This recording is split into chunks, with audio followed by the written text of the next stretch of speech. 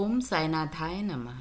साईं बाबा ने अपने एक भक्त श्री अनंतराव पाठनकर जी को, जो बाबा के परम भक्तों में से एक थे, उन्हें भक्ति के 9 चमत्कारी पद्धति के बारे में बताया था, जिनमें से अगर भक्त किसी भी एक पद्धति को पूरी श्रद्धा से अपना ले तो उसे अपने इष्ट देव के दर्शन, सांसारिक कष्टों से मुक्ति, मन की शांति अवश्य प्राप्त होती है। इस बात का वर्णन श्री हेमाड़ पंत जी ने श्री साई सच्चरित्र अध्याय 21 में भी दिया है। साईं बाबा हमेशा भगवत गीता और अन्य कई पवित्र पुस्तकों को अपने भक्तों को पढ़ने की सलाह देते थे। साईं बाबा खुद भी वेद और शास्त्रों के ज्ञानी थे, इसलिए यह 9 चमत्कारी भक्ति के पद्धति जो भागवत में 7वें स्कंद में प्रहलाद जी ने विष्णु भगवान की भक्ति के 9 प्रकार बताए हैं, उन्हीं 9 चमत्कारी भक्ति के प्रकार के बारे में साईं बाबा ने भी जोर देते हुए कहा है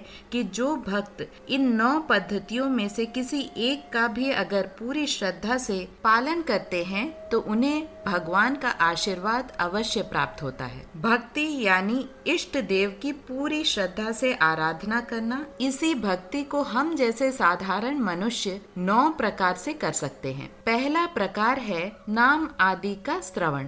हिंदू धर्म में पवित्र ग्रंथों को पढ़ना और भगवान की लीलाओं को सुनने मात्र से भी एक भक्त को मुक्ति और सुख की प्राप्ति होती है। जो साईं भक्त साईं बाबा की लीलाओं और कथाओं का पठन यानी पारायण करते हैं या उन्हें सुनते हैं, उन्हें बाबा का आशीर्वाद सदैव प्राप्त होता है। दूसरी पद्धति है कीर्तन।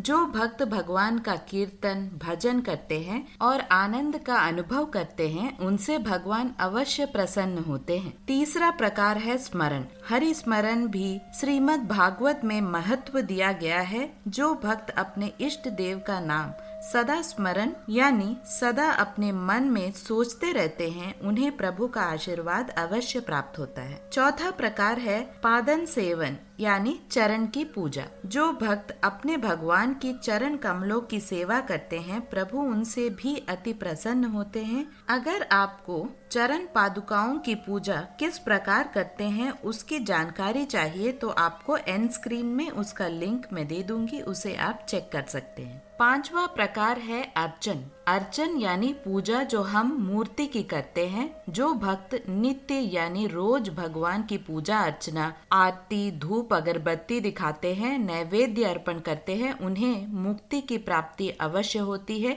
और भगवान का आशीर्वाद भी मिलता है। 6वां प्रकार है वंदन। जो भक्त भगवान के स्तोत्र पाठ प्रार्थना को करते हैं, उन्हें भी भगवान का आशीर्वाद प्राप्त होता है। 7वां प्रकार है दास्य। जिस तरह एक दास अपने प्रभु की सेवा पूरी लगन से करते हैं, उसी तरह हर भक्त को पूरे दास्य भाव यानी पूरी श्रद्धा और निष्ठा से अपने आप को प्रभु को समर्पित कर देना चाहिए। 8वां प्रकार है सख्य। भागवत के 3 स्कंद में यह कहा गया है कि जो भक्त अपने इष्ट देव को सख्य भाव यानी अपने एकमात्र पुत्र, मित्र और गुरु की तरह मानेगा, उसे संसार के कोई भी दुख छू नहीं पाएगा। और 9वां और आखिरी प्रकार है आत्मनिवेदन। आत्मनिवेदन यानी अपने आप को भगवान को पूरी तरह से समर्पित कर देना, अपना पूरा जीवन उनके हाथ में रख देना। इससे हमें प्रभु का आशीर्वाद मिलता है और हर तरफ हमें प्रभु के दर्शन भी प्राप्त होते हैं। तो इस प्रकार अगर आप इन 9 भक्ति के रूपों में से किसी एक का भी अगर पूरी श्रद्धा से अभ्यास करेंगे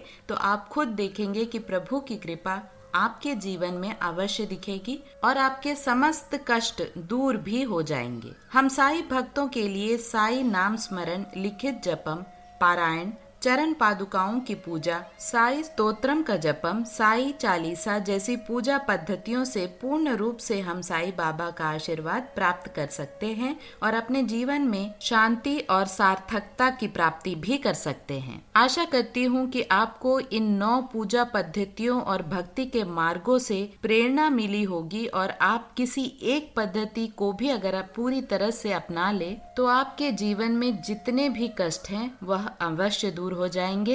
अगर आपके मन में कुछ भी विचार हैं या डाउट्स है जो आप हमसे पूछना चाहते हैं तो कमेंट सेक्शन में ज़रूर लिखिएगा। हम उनके उत्तर देने की पूरी कोशिश करेंगे। ओम साईनाथाय नमः।